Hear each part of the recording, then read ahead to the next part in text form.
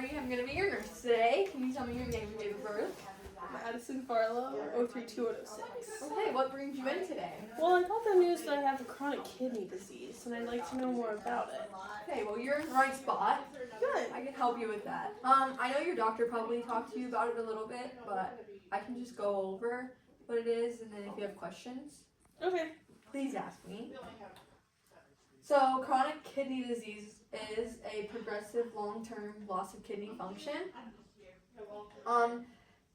This starts when the kidneys are injured from an internal disease process like diabetes, hypertension, and kidney inflammation. This disease causes damage to nephrons in the kidneys, which are responsible for filtering your blood. So when they stop working, your body doesn't get that blood filtered and keeps toxins in. So what are some things we can do to treat this? So you will have to start hemodialysis. So that is because the primary function of the kidneys is to filter up your blood. What hemodialysis does is it takes blood out of your body and goes through a hemodialysis machine. And in that machine, it does what your kidneys are supposed to do. So it filters out that blood, getting those unwanted materials out of the blood, and then bringing that blood right back into your body. So those unwanted materials are not in your body anymore. So the machine acts as your kidneys for those patients who are on dialysis. And then for dialysis, you'll have to get a perm catheter. This is different from other catheters you probably heard of. It takes blood out of your body and puts it into the dialysis machine to bring it back in, and that's a long-term placement for it, so that will decrease your risk for infection as long as you're keeping it clean. Can I see one? Yeah, I have a picture of it, so I can show you. So you can see it gets inserted in right here, and then the machine will connect up to it, and it'll take your blood out, and then go through the hemodialysis machine and come back in through there.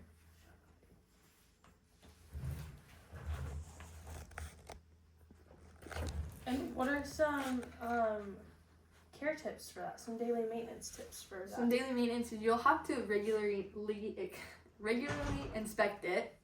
So you need to check the catheter site daily. You need to look for signs of infection or irritation like redness, swelling, or unusual discharge, and if you feel pain around the site as well. So you need to be alert to these changes. So if you notice any of those, like redness, swelling, unusual discharge, or pain, you need to notify your healthcare provider immediately so they can come and look at it. When you are doing those inspections, make sure you're washing your hands before you do it. And then when you're doing it, clean the catheter site as well so it stays clean and there's no infection there. If you need to, dressing changes, make them frequent, usually once a week, and do it or more often if it becomes damp, dirty, or loose. Okay. Do you have any questions right now? Yeah. I was just wondering if there's any dietary changes I need to do for this. Yes. So for your diet, you need to make sure you are doing low sodium. So you need to make sure you are staying under 2 grams of salt per day. That's kind of hard for patients. The way to do that is you need to look for whole foods like fruits, vegetables, whole grains, like that. Stay away from the processed food. For protein, you need to be mindful of your protein intake. Don't eat too much, but also get your daily amount you need because that'll keep you strong. You need it to stay strong. Your fat, you need to get a little bit, but keep it limited. And then carbs. If you have diabetes, then you should already be mindful of carbs. But you should still limit the carbs from processed foods and 6 carbs from fruits and vegetables, just so it doesn't raise that blood sugar too much, because that can make the kidney disease worse. You need to stop drinking alcohol and no smoking, because tobacco is a vasoconstrictor, which puts more strains on your already struggling vessels. So try to stay away from smoking and drinking. Okay. Some other changes you need to make is your lifestyle and activity changes. You need to try to be active as much as you can. What's recommended is 4 to 5 days a week. Try to at least be doing something for 30 minutes. If that's going on a walk, going for a little run if you can, but just go for a walk. Try to go outside, do something, clean your flower beds, do something outside.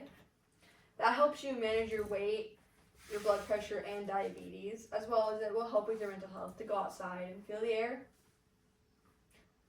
Do you exercise regularly now? Yeah, kind of. Okay. Well, that's good. Just maybe up it a little bit. Yeah. Okay. And are there any meds that I need to think about for this? Yes. Possible medication you could be put on is blood pressure medication. So like those are ACE inhibitors or ARBs. Those will lower your blood pressure so that your vessels aren't working or getting so much pressure through them. Fluid management medication like diuretics you might be on.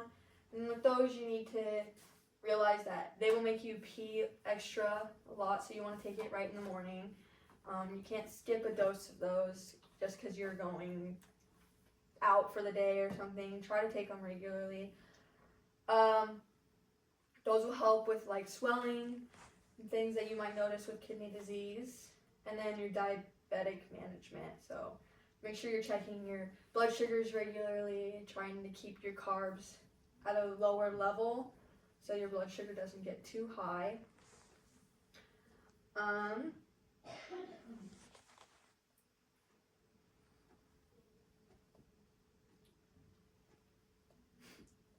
There are a few things you need to keep in mind to like when notifying your healthcare provider. So How do I know when I'm notifying a healthcare provider? So if you notice any increase or severe swelling, you need to contact them. Any shortness of breath or chest pain,